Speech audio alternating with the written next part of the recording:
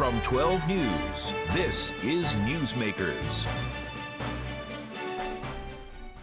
Welcome to Newsmakers. I'm Tim White. This week, President Biden announced a date for the withdrawal of U.S. troops from Afghanistan. Rhode Island U.S. Senator Jack Reed has been a key Democratic voice on Afghanistan policy for years, warning against a hasty pullout from the region. My colleague Ted Nesi talked with Reed on Thursday. Here now is their conversation. Senator Reed, thanks for taking the time to talk with me on a busy day on Capitol Hill. Thank you. So there's big news, obviously, with the president's decision around Afghanistan. I want to start with the obvious question. Yes or no, do you support withdrawing American troops from Afghanistan by September 11th? I think the president made probably the hottest decision of his maybe entire tenure. There were no good answers. I think the president determined that this was the best approach for the national security of the United States. But this decision should be viewed as not closure, but transition, because we still have very vital interest in the region. And the ultimate test of the decision will be going forward that we're able to effectively disrupt any type of counterterrorism issue and maintain stability and literally continue to protect the homeland. You didn't say yes there, and you're being I think the decision was, of the choices, appropriate.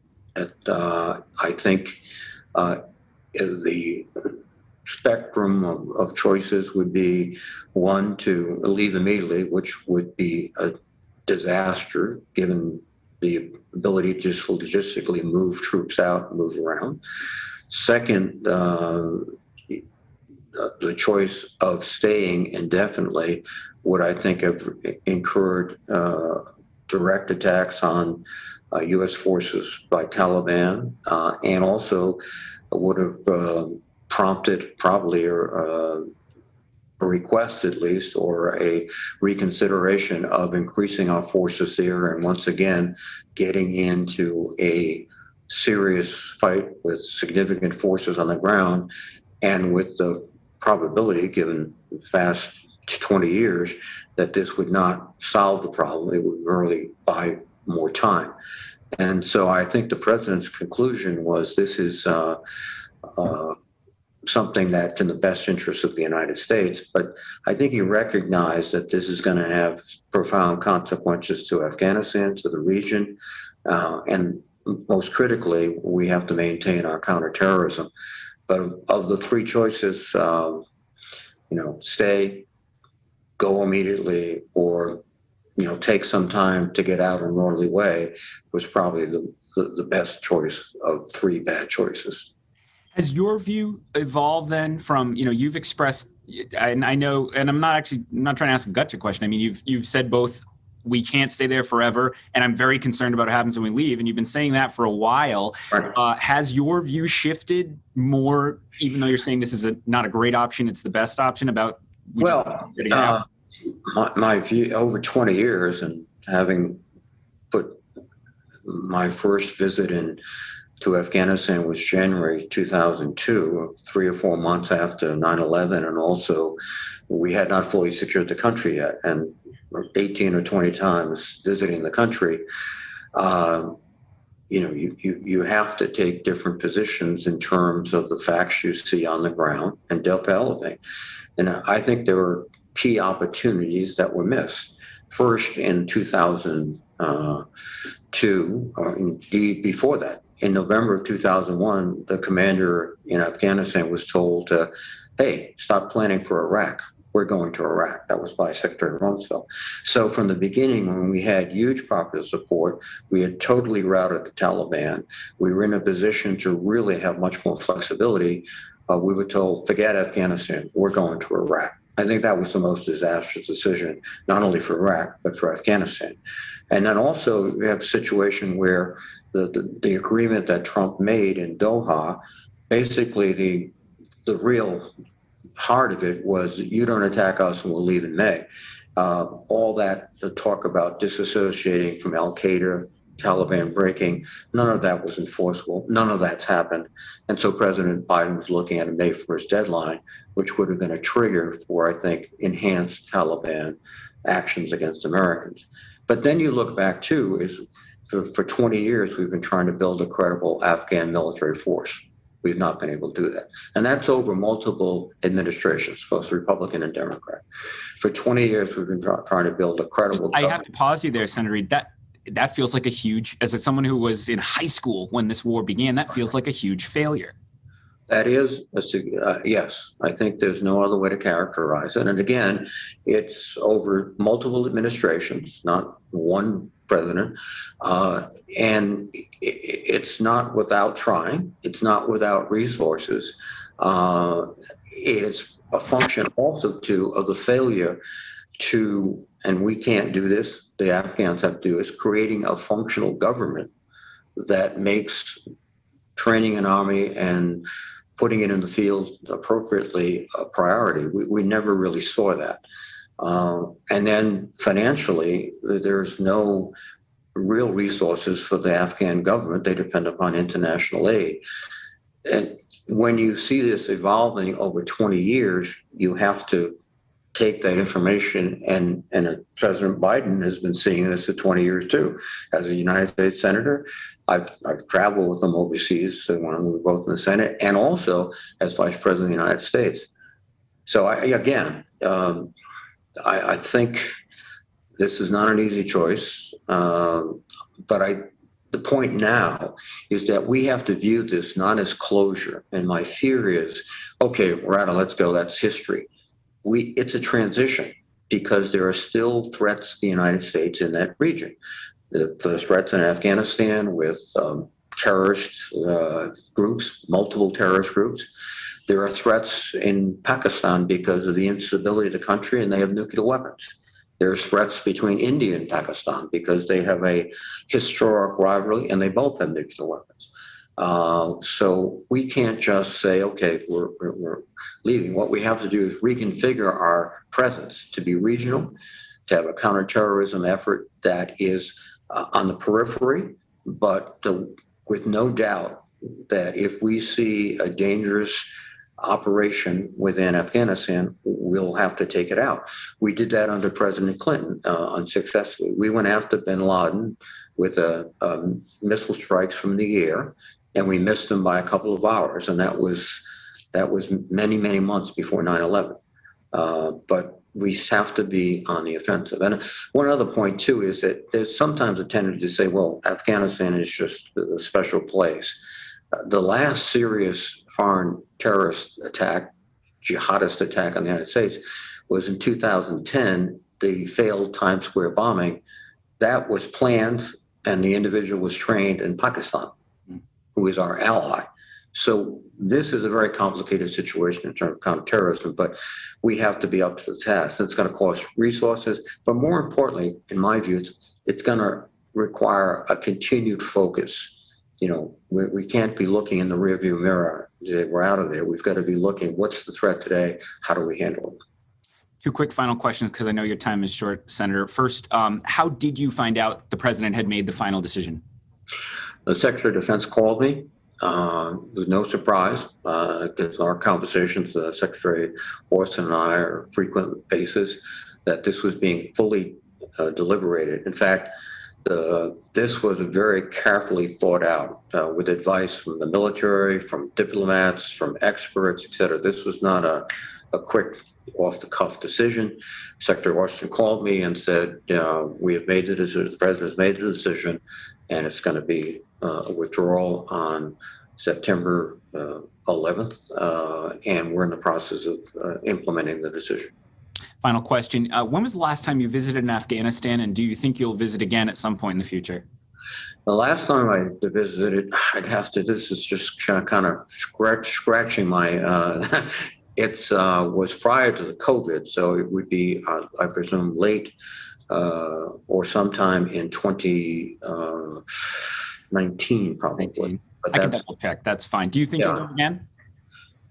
Absolutely. I think, again, if the situation allows, but going back to the terms of the Trump agreement, if we have anything there, it'll be a small embassy in probably a very hostile environment. But I think it's important to maintain, as I said, we have to maintain a focus on this. We can't put this as, okay, it's the rearview mirror, we're done.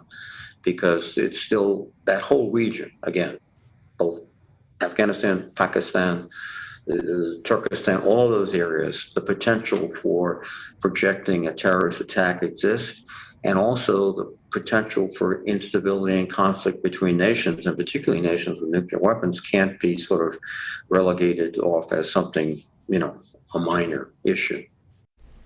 That was Senator Jack Reed on Thursday, and I'm joined by 12 News Politics editor Ted Nesi. Ted, we have talked to Senator Reed many times about this very topic, and he has always expressed real concern about pulling troops out of that region. And listening to that interview, Jack Reed is a very level-headed guy, and but just having interviewed him many times, he was truly torn about this decision by President Biden. Yeah, I mean, if you listen closely, he never actually says it's a positive decision, or right. at least that it's not going to go well. full-throated support. Yeah, no. In fact, I had to kind of push him at the Yes, top. you did. Do you even support this then? And he sort of begrudgingly said yes. And I think, I know I've certainly heard from Republican viewers who say, they think it's just he would have criticized Trump if Trump had. I wanted to ask you that. I mean, so President Trump had also called for a timeline, full removal of troops from Afghanistan. An earlier timeline, though, I think May, right? This is September 11th, I think largely symbolic for President Biden. And I wondered if this were President Trump that called for a September 11th withdrawal of troops, if Jack Reed would have even given tacit support like he did. Yeah, and look, I mean, I know Senator Reed, from having interviewed him, would say, first of all, he just has more trust in President Biden's stewardship of the Pentagon as a more traditional president with more experience. Frankly, someone who's been engaged on Afghanistan policy for a long time. I mean, don't forget, President Biden, when he was Vice President Biden, was counseling Obama against the surge in Afghanistan over 10 years ago. So this is no surprise, really, that this is where Biden has landed. But I think, I think Reed, and I think even for years now when he's come on Newsmakers and we've asked him about Afghanistan, he's been in a similar place to where he is now. He thinks the region remains important and there are real issues for the United States there. And he is concerned about a vacuum like we saw when the U.S. pulled out of Iraq and ISIS came up. And yet it becomes harder and harder to defend to the American people why what was thought originally was going to be a bit of a surgical, move into Afghanistan, get Osama bin Laden, get rid of the Taliban and get out, is now led to 20 years of troop presence on the ground. So I think it's interesting to hear that. And undoubtedly, Reed is a loyal soldier. He was literally a soldier, of course. And I think he's always going to have trouble breaking with a Democratic president on such a big issue, especially as armed services And you chairman. tallied how many times he went to Afghanistan. What did you write, 18? 18 times That's so far, yes, since 02. In 20 years, that's a lot. Finally, before we go to break, just one interesting inside baseball thing here where Ted connected with Senator Reed was what's called a Senate hideaway, right? So these are the offices that are in the U.S. Capitol that senators can escape to if there's lengthy floor debates or something like that. And his hideaway has improved. Yeah, I believe if my memory serves right, Jack Reed told me that his current hideaway, where you saw him speaking from there in the Capitol, used to belong to John McCain. And obviously, with John McCain's passing, it was freed up and it was given to Reed. The hideaways are fascinating. You and I have both been in hideaways interviews with senators. There's no directory. They're kind of secretive. They say that you don't know how or why you're getting your hideaway. Some of them are palatial, like Ted Kennedy's was famously huge, and others are maybe smaller. But certainly seniority plays a role. And after 24 years, I think now in the Senate, I think Jack Reed's gotten one of the nicer ones, because it's not just about size of the hideaway; it's about how close are you to the floor. It's the location, right? Exactly. How quickly can you get to the? Yeah. So just one of those interesting inside baseball things from Washington. Absolutely. All right, we're going to take a break here. When we come back, meet your new lieutenant governor. We'll bring highlights from the Sabina Matos press conference. Stay with us. You're watching Newsmakers.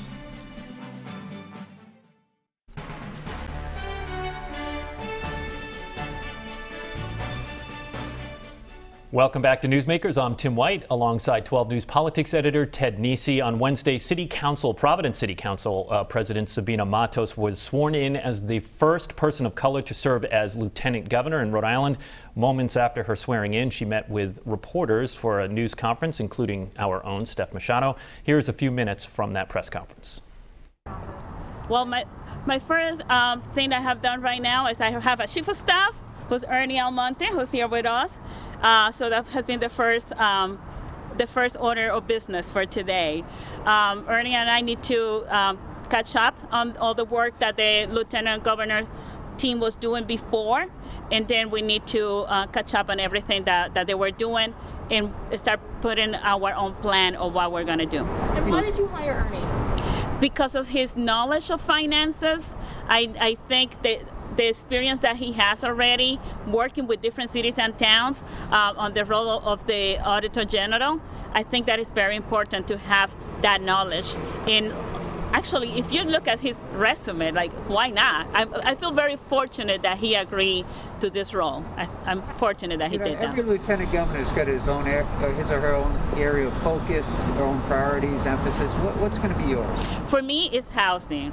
And I have spoken with the governor, and he's supportive of me working on making sure that the housing is a priority statewide. We have to build different type of housing, affordable housing, the high end, but also there is the housing that we need for the working families. For one of the challenges that we had in Providence is that you can find housing for the high end, but if we want our teachers or our police officers to live in the city, we didn't have housing available for them. So, Governor, the lieutenant governor's position typically kind of flies under the radar. A lot of people, I know you've answered this question before, still question what the job does. How do you, apart from the issues you want to work on, how do you envision yourself kind of stepping out of that and making it a more visible role, especially as you've said you're going to run again next year? Yes. So Governor McKee did a great job prioritizing the small businesses as part of his initiative for the office. So this office can do a lot. If you look at what Lieutenant Governor Elizabeth Roberts did also, she prioritized health care. So if you look at every lieutenant governor has taken on an issue and made it part of the work that they do. And already, if you notice how I'm working with the governor, it's a whole different way. That he's including me in many conversations, including me in many of the things that he's doing. So we're planning on working as a team, and I think we're going to accomplish great things for the state of Rhode Island. When you were nominated, we were out here on the steps a couple of weeks ago. One of the topics was making sure communities of color were getting vaccinated. Have you seen any improvement there? What is the status of that? What's been your input? And I know there was the issue last week where those specific appointments got canceled by mistake. Mm-hmm. What's your understanding of what happened there? What's the update? So we had actually a successful vaccination event at the Dunkin' Donuts Center over the weekend. The governor supported the initiative that came from the Equity Council, which I have been part of the Equity Council all along in my role as member of the City Council. And we were able to vaccinate a lot of individuals from the communities, especially within the minority community, came to the vaccination clinic over the weekend. And we're planning on doing more of this. I feel honored to have this opportunity, but at the same time, I know the responsibility that I have, because when you are the first, sometimes if you make a mistake, it's going to reflect on the rest of your community, which is unfair, right? So I promise my community that I'm going to work really hard to make them proud, and I'm going to do the best I can. I'm always going to do my best. I think the state leadership has been getting more and more diverse. I have seen this at the city level, at the different municipalities. We can see more diversity. You look at the State House and the House of Representatives. I think we're getting there, but there's always room for improvement. That's Lieutenant Governor Sabina Matos at her press conference following her swearing in on Wednesday. Ted, affordable housing is something that she really focused on, and that's been a second-tier policy initiative for years, and now it feels like it's getting thrust to the top tier. Yeah, I've covered that a long time, Tim. Rhode Island people have to remember, Rhode Island, if you look at the stats, never bounced back from the Great Recession. The collapse in housing construction, that's a huge reason we're seeing prices go so high so fast. Demand. It's supply and demand. If people do want to live in Rhode Island, and they're just bidding up the housing stock because we're not building a lot. So it's interesting. You have Sabina Matos talking about it there. You have Joe Shekarchi, the new speaker, has made that one of his key policy pushes initially. He's already passed some bills on that. You're hearing other leaders talk about it. Stephen Pryor was talking about it. There's money in the Governor McKee budget for it. So again, they're going to run up against the same problem you always have in Rhode Island, which is it's in theory everyone likes the idea of let's have more Rhode Islanders, let's have places that are affordable for people to live. In practice, most communities say, but not in my community because then we'll have to pay for the schools and the water, and so how to square that circle is going to be a big debate. NIMBYism, as they like to say. All right, you're the politics editor, so let's talk about politics, and never too soon to talk about 2022. This week you wrote a piece on the latest fundraising numbers for Congressman David Cicilline and Congressman Jim Langevin, and it, to me, really foreshadowed 2022, didn't it? Yeah, and I mean, everybody's been waiting to see these numbers because, you know, as much as we just had Cicilline on recently, right, and he wouldn't talk about what would happen. Oh, we're going to keep the seat. And there is still a small chance that Montana botched. Montana's the beneficiary probably if Rhode Island loses a seat. And there's always a chance that Montana didn't do a good job and that they didn't count well, and Rhode Island will keep it for another 10 years. Then it'll really probably be going. But the majority of experts think Rhode Island is losing a House seat. Absolutely. Okay. And so, you know, what we saw was frankly a very big fundraising quarter for David Cicilline to kind of start this potential, you know, who's going to keep the seat cycle. He has over $1 million now in the bank. He raised what his campaign said was a record $650,000 in a single quarter for Rhode Island candidate for House. He's got to be getting a lot of national money. Yeah, absolutely. His profile is very high. Jim Langevin, not nearly as much. He's at about $80,000 he had in the bank. He only added about 10%. Cicilline more than doubled his fundraising. And I think that's just a sign of why kind of the chattering class assumes that if it's going to one seat, it's probably going to be Cicilline who comes out on top. Now, granted, if Jim Langevin wants to fight it out, he's been in Congress 20 years. I think it would be competitive, of course, but I do think this is why a lot of people think David Cicilline starts out with an edge, you know, to the extent that it's kind of a non-primary primary right now. You know, everybody kind of, you know, moving around behind the scenes. It's jockeying, yes. Yeah. So did the chattering class you talked to, do they think there might actually be a primary here? Or is it going to be? I talked to very few people who can actually imagine a Langevin versus Cicilline primary in 2022. They think someone will bow out, something will happen. That said, Tim, I'm old enough to remember when people told me Joe Kennedy would never primary Ed Markey. So I won't rule anything out until they've ruled it out. The good old days.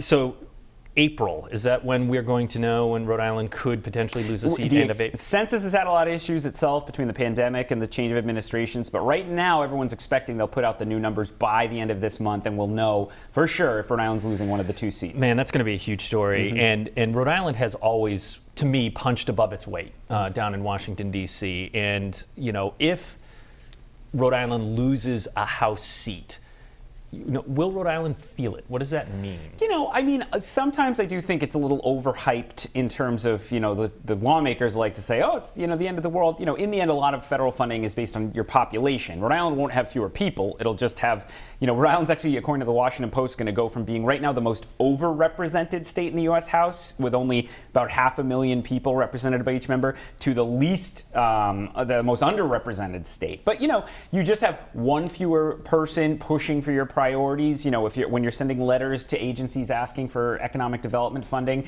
there's one House member doing that. Fewer committees with a Rhode Island presence on the House side.